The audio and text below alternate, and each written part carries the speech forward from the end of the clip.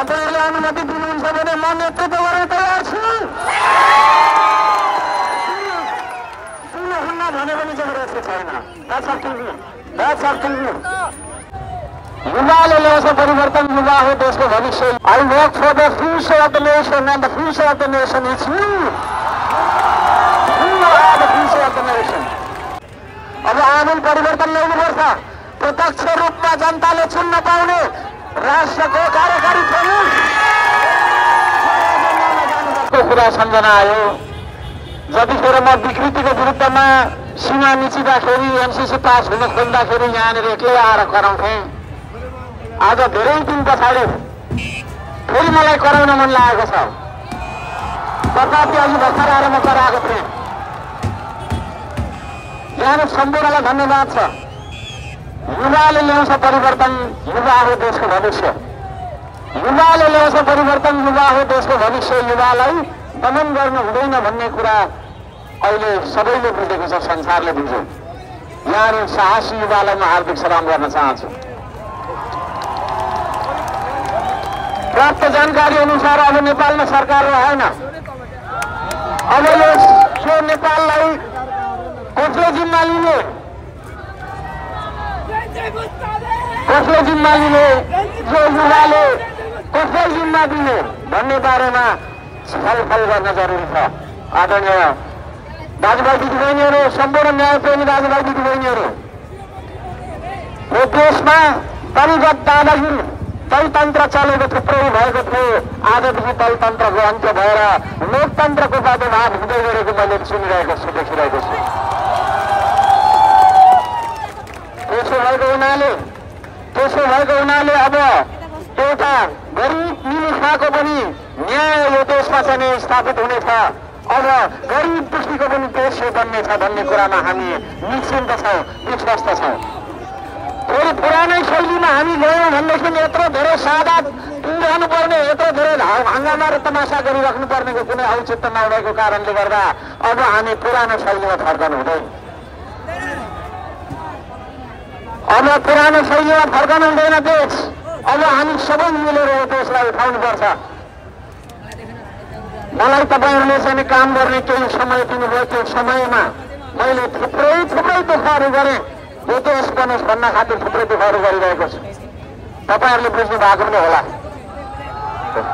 हो, I work for the future of the nation and the future of the nation is you. You are the future of the nation. युथलाई गोली ठोकेर, युवालाई दमन गरेर शासन गर्छु भन्ने जुन सोच विचार थियो, त्यो 2 दिन पनि टिक्न नसकेको देख्दा मलाई त हाँस पनि उठ्यो। यति नै छोराछोरी मलाई दुःख पनि लागेको छ, आँसु आइराखेको छ कि हिजो मात्रै चाहिँ तपाईँहरू जस्ता विद्यार्थी भाइ बहिनीहरूको निर्मम हत्या गरियो। यो देशमा बोल्न पाउने अधिकार, सूचनाको अधिकार, संविधानको धारा 27ले दिएको अधिकार प्राप्त गर्नका लागि विदेश के अरे तपाईँको चाहिँ विद्यार्थीले आफ्नो ज्यानको आहुति दिनुपर्ने हो भने यो देश पक्कै पनि राम्रो गतिमा चलेको थिएन। त्यसो भएको कारणले गर्दाखेरि आदरणीय दाजुभाइ दिदीबहिनीहरू, आदरणीय युवा मित्रहरू, अब यो देशलाई सही गतिमा चाहिँ लैजानुपर्छ, सही गतिमा लैजानुपर्छ।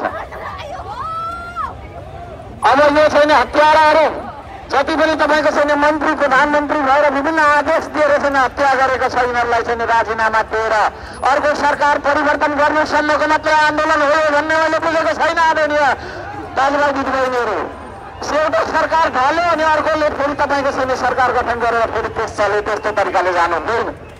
अब आमूल परिवर्तन ल्याउनुपर्छ। प्रत्यक्ष रूपमा जनताले चुन्न पाउने राष्ट्रको कार्यकारी प्रमुख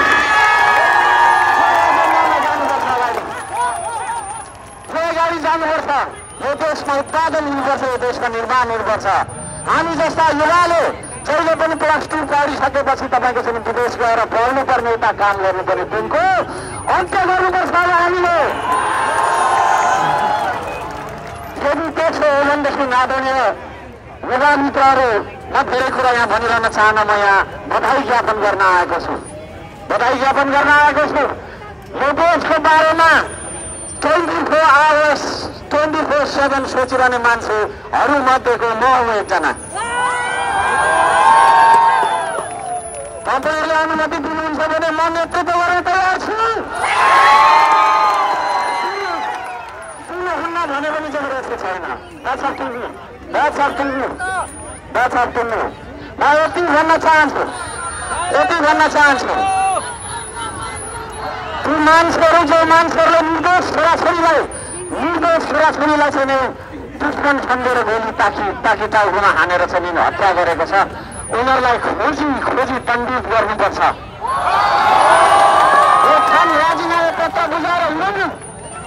यो देशमा भ्रष्टाचार विरुद्ध तपाईँहरूले उठाउनु भएको आवाज मैले आजभन्दा 15 वर्ष पहिलादेखि के उठाएर हिँडेको पनि म स्मरण गराउन चाहन्छु। भ्रष्टाचारको तपाईँको चाहिँ सुधार गर्नका लागि बिना स्रोतको सम्पत्ति जोड्नेहरूको सबै सम्पत्ति जफत गरेर तपाईँको जेलमा खोज्नुपर्छ।